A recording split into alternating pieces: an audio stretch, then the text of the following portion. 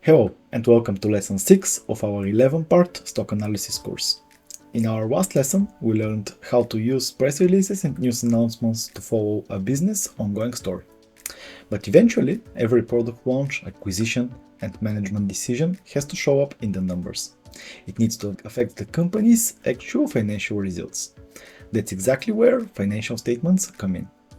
We are now entering the financial statement section of the course, where you will learn how to read the 3 core reports every investor needs to understand.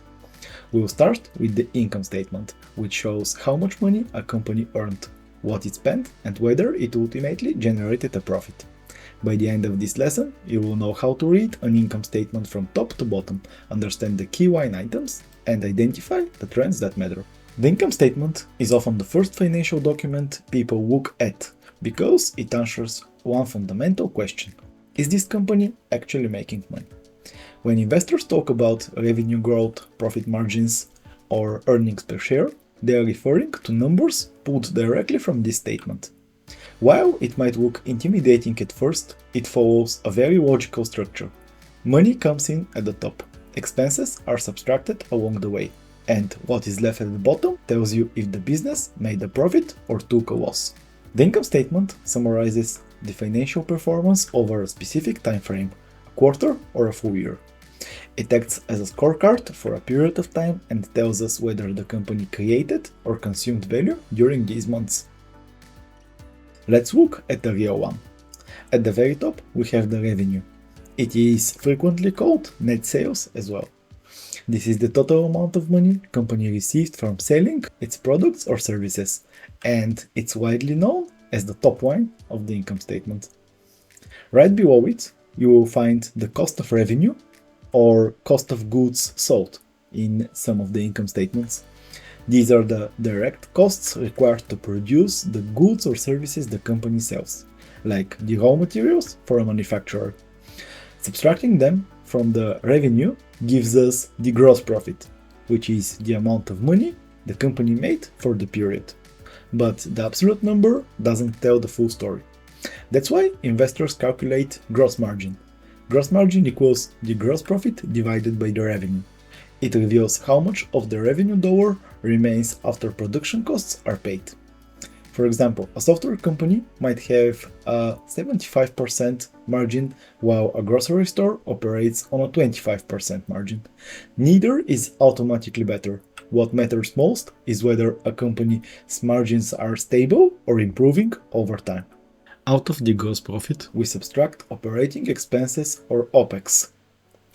These are the costs required to run the business that aren't directly tied to creating the product, like research and development, sales, marketing, or executive salaries. Once you subtract the OPEX from gross profit, you get operating income, sometimes referred as EBIT. This measures the profitability of the company's core operations. To compare companies easily, we look at the operating margin, which is operating income divided by the revenue. A higher margin generally means a more efficient business. Further down the statement, you deduct things like interest on debt and taxes to finally arrive at the net income.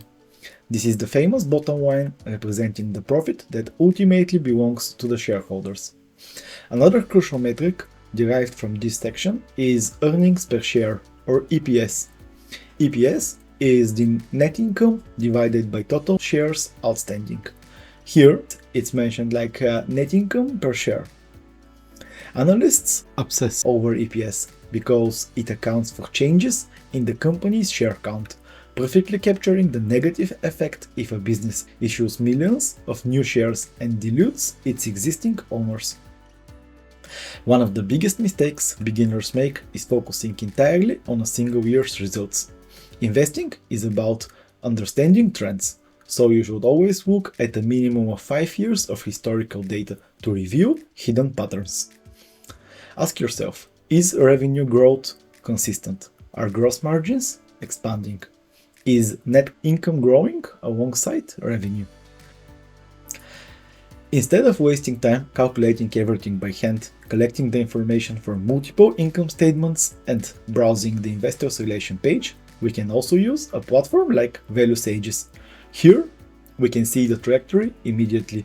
We can notice that the gross profit grew exponentially over the last few years. We have similar graph for the revenue. And we can find other important information prepared for us in advance. For your action step today, choose a company you're interested in. Check its income statements. Find its revenue, gross margin, operating income, and net income, and compare these figures over the last 5 years. Ask yourself if the business is becoming more profitable, less profitable, or staying the same. The income statement is just the first piece of the puzzle. A company can show great profits but still be drawing in debt.